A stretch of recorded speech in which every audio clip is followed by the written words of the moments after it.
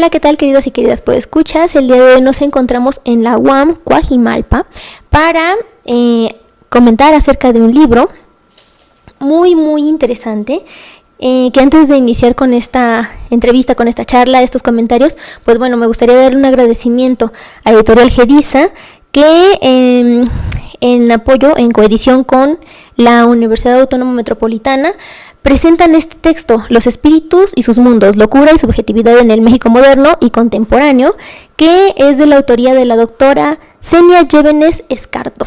Doctora, muchísimas gracias. Y pues bueno, me gustaría leer una síntesis curricular de la doctora Xenia para que nuestros podescuchas se vayan empapando de toda su formación profesional, pero sobre todo para que empecemos aquí a detallar de qué va a tratar este texto. La doctora Xenia Llévenes Escardo es doctora en Filosofía por la Universidad Nacional Autónoma de México y doctora en Ciencias Antropológicas por la Universidad Autónoma Metropolitana.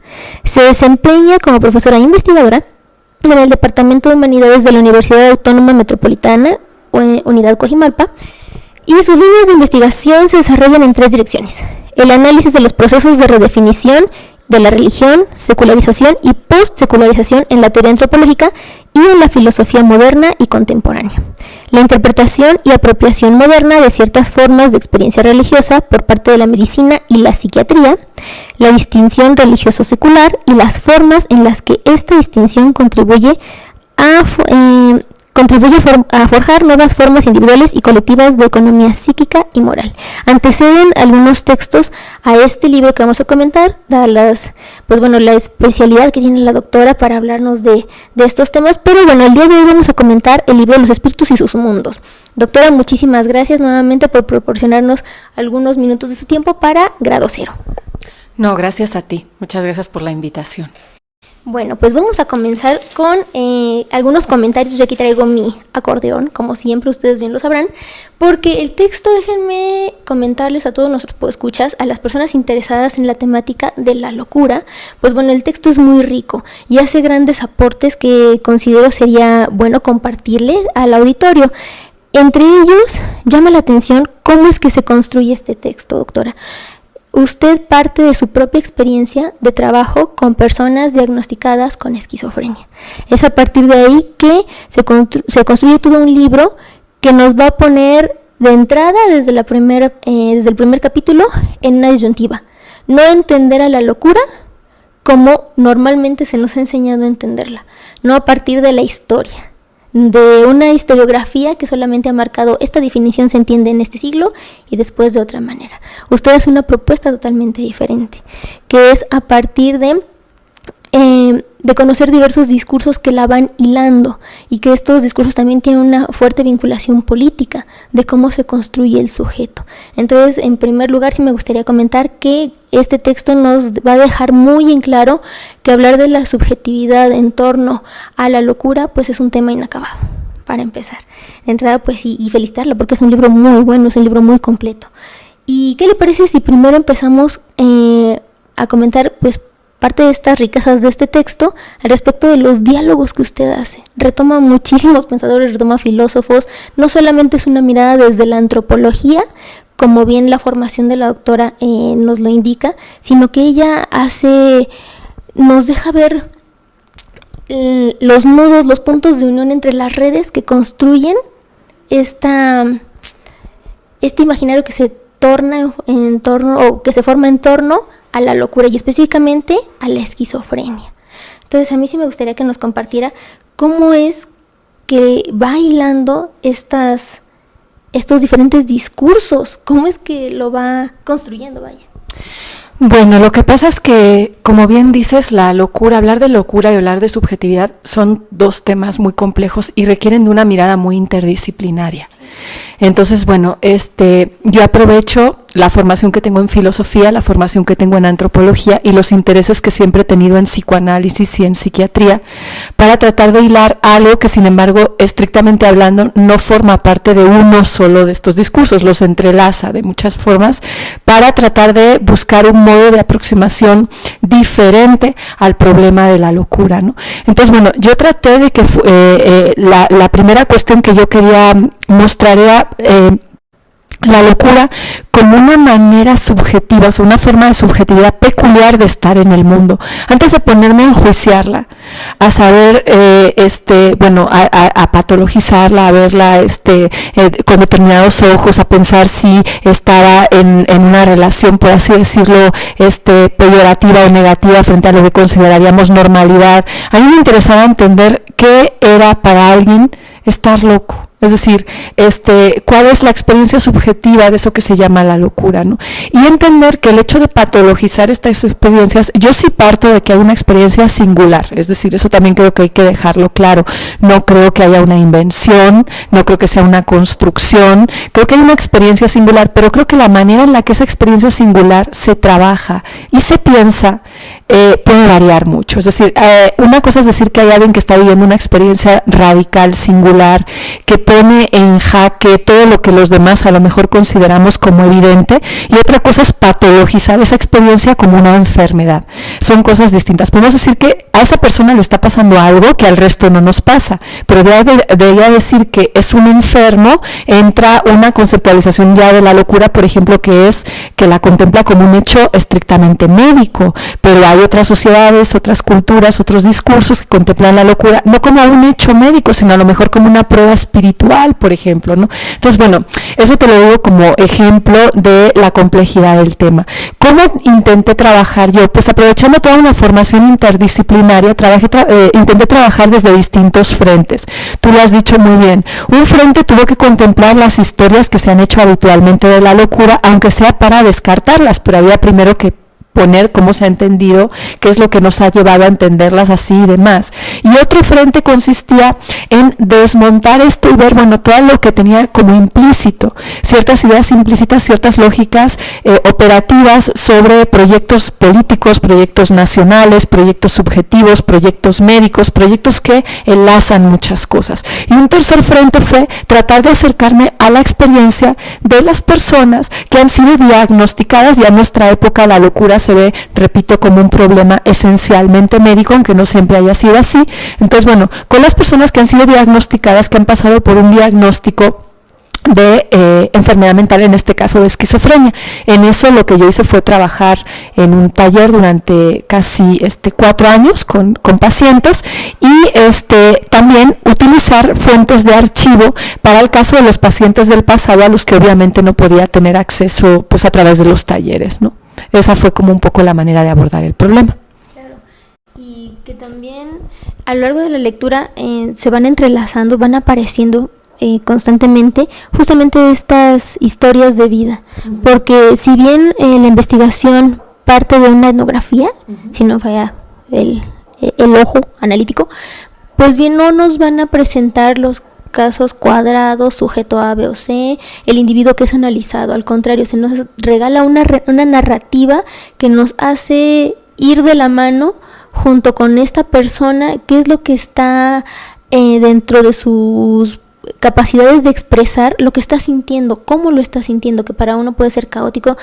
Recuerdo que hay fragmentos en los cuales se lee un poco de lo que las personas comentaban en una entrevista, o bien escribían en una de las sesiones de taller, y justamente es esto, es poder conocer al otro sin empezar a negarlo de tajo, porque a lo largo del texto vamos a ver cómo han influenciado diversas miradas para empezar a complejizar el entendimiento de la esquizofrenia o de las personas con este padecimiento, diagnosticadas con este padecimiento, como son, pues bueno, la incursión de la psiquiatría, los argumentos biologicistas, la criminología. Ese fue un punto en el cual directamente va el análisis hacia lo que pasaba en México. Usted hace una maravillosa explicación de todo este desarrollo, se lo comento, hay quienes estamos interesados en la temática de estos discursos que se tejen a lo largo del porfiriato o de la posrevolución, pues bueno, tenemos presentes a estos alienistas, y usted llega en un punto en el cual es el paso de este alienista por el peso que tiene el discurso del médico legista, Y está latente no solamente la esquizofrenia, sino cómo vamos a decir que esta locura es una temibilidad a la cual hay que contener, porque es peligrosa para la sociedad. Entonces, al respecto, si pudiera comentarnos algo más acerca de la locura y la criminalidad, esta construcción de este discurso. Claro, es un tema muy interesante porque en ello va también toda la reflexión sobre lo que la locura es. Es decir, en estos discursos, bueno, en México además es una cuestión muy particular porque todas estas disciplinas, lo que era el alienismo, la naciente psiquiatría, pues en el siglo XIX o a principios del XX, nace al mismo tiempo que otras disciplinas, pero todas tienen como una finalidad, sobre todo en el marco del porfiriato, que es como un proyecto de nación, de ciudadanía, donde de alguna manera todas estas disciplinas están encargadas de clasificar, de hacer una tipología de la población y también generar ideales. ¿Quién es el mexicano ideal, el mexicano deseable? ¿Cuál es el mexicano que se desvía de la norma de lo deseable, ¿no? Entonces, en ese sentido, todo eso forma como un proyecto de nación. En este sentido, la pregunta que se va a jugar en torno a la locura y a su relación con la criminalidad es muy rica, porque tiene que ver toca la pregunta por la locura misma. Es decir, la pregunta de fondo es, cuando uno está loco, ¿lo está totalmente? Y entonces es un sujeto irresponsable, o sea, es un sujeto que no puede ser juzgado responsable de sus propias acciones, o uno solo está loco con respecto a determinados temas. Eso se juega sobre todo en torno a ciertas categorías que en México no se trabajan o no están tan manifiestamente trabajadas así. Es mucho más un discurso del alienismo también en Europa, pero bueno, el ejemplo que siempre se pone es el de las monomanías, que tiene que ver con la idea, bueno, de la locura parcial, es decir, de que tú puedes estar loco con respecto a que deliras que tu mujer te engaña, pero puedes ser un trabajador magnífico, puedes tratar muy bien a tus hijos. Entonces, en ese sentido, si tú le haces algo a tu mujer, ¿te acusamos o no te acusamos? ¿Eres responsable o no eres responsable? Estar loco es perder totalmente la razón, o significa que uno pierde la razón con respecto a una cosa, pero hay partes de tu razón que se conservan, y por lo tanto un loco siempre tiene algún tipo de grado de responsabilidad. Entonces, en ese sentido, la relación entre locura y criminología es muy interesante, porque pasa por la idea de cuando un sujeto es imputable de un delito y cuando no. Cuando un sujeto es peligroso y hay que recluirlo totalmente, o cuando no, porque solo es peligroso con respecto a un asunto, pero con respecto a todo lo demás socialmente puede funcionar bien. Entonces eso va a dar lugar a debates muy encarnizados, ¿no? Uh-huh. Y retomando lo que nos acaba de mencionar, justamente esta razón, esta búsqueda de la normalidad, este proyecto de nación, pues que bueno, se va sustentando con la creación de instituciones. Uh-huh. Y que vamos a tener, yo lo interpreto en este texto como estas reminiscencias, es decir, vamos a ver estos foquitos que se prenden y se apagan, que parpadean en distintas épocas a lo largo de la historia de la humanidad, en el momento en el que se ve a este otro como diferente, como por qué escucha cosas, como por qué se comporta de esta manera. Y me parece importante que una de las propuestas que tiene este libro es analizar introspectivamente y retrospectivamente qué es lo racional, qué es lo normal. Llega un punto en el que creo que grandes de los aportes que hace este texto es ayudarnos a desdibujar estos límites y cuestionarnos a nosotros mismos, porque si bien más adelante a lo largo de la lectura se hace énfasis en, bueno, ok, estamos en la época moderna, en el avance tecnológico, en el desarrollo de los psicofármacos, los antidepresivos, antiansiolíticos, lo que sea, pero todo en busca de tener a esta persona ya no, bueno, si está alienada, si está enajenada, si está recluida, aislada de la sociedad, ahora quizás lo que se necesita es que sea funcional dentro de una u otra manera, para que siga siendo productivo, para que dentro de todo siga siendo una persona que ayude de una u otra manera, que sea fácil ocuparlo de una u otra manera en una actividad o no. Y aquí lo que me llama la atención es justamente cómo usted menciona que ahora lo que se ve es que los pensamientos o los aspectos que tienen que ver con una ideación fantástica o mágica ya son patologizados ya se les da una nueva categoría y se trata de otra manera los comportamientos en búsqueda de que estas personas sean más, tengan estas herramientas como de contención y sean más funcionales dentro de la sociedad. Ya no este aspecto de internar en un psiquiátrico, por ejemplo, si regresáramos a los 900 con la Castañeda y la población recluida.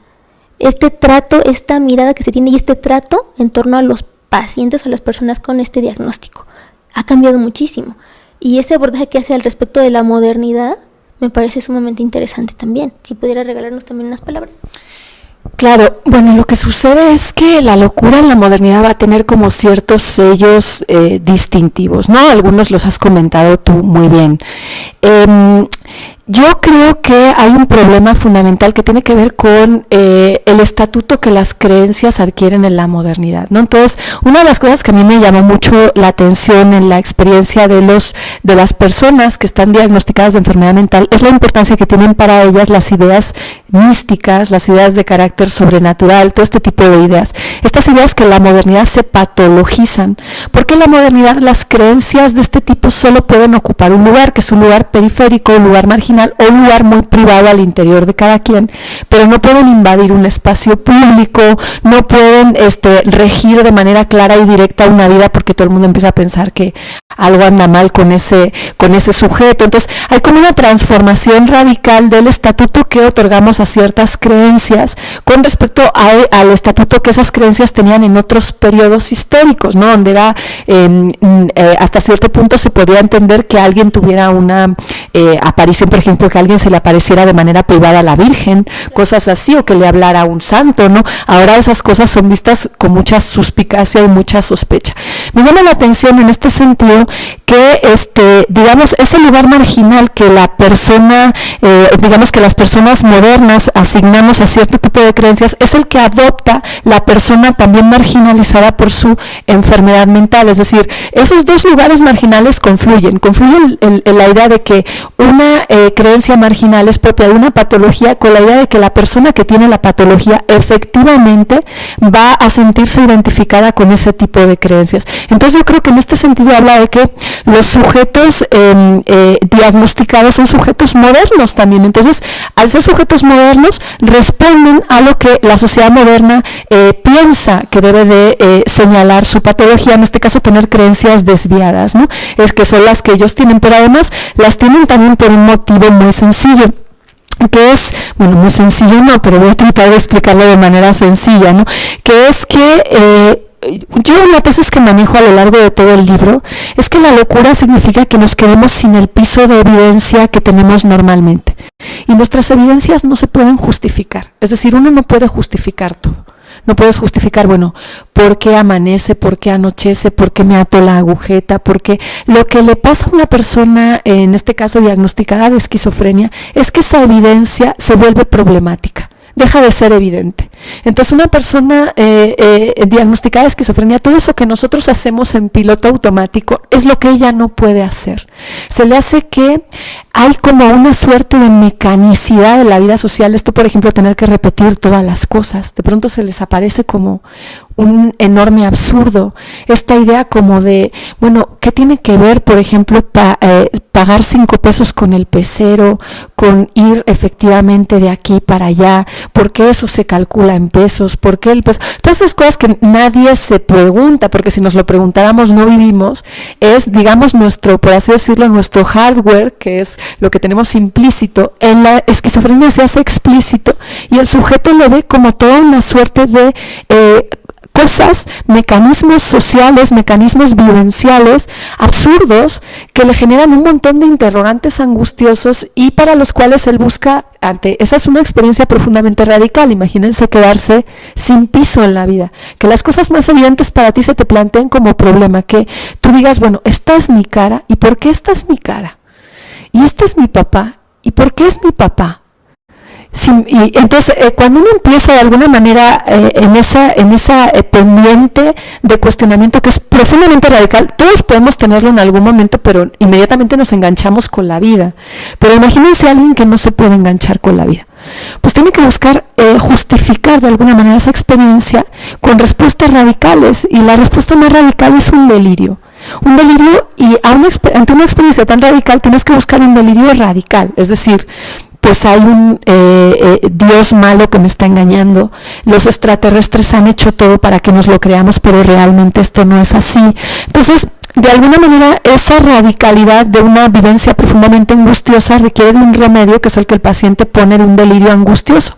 Y la manera de alguna forma de explicar aquello que sobresale o que no tiene nada que ver con lo que consideramos normal, y que por eso en la normalidad nosotros caracterizamos como negativo, como peyorativo, es muchas veces a través de estos recursos religiosos extremos, a través de toda esta cuestión que tiene que ver más con estos elementos místicos y demás, que nuestra sociedad están profundamente desvalorizados precisamente porque se escapan de lo que consideramos normal.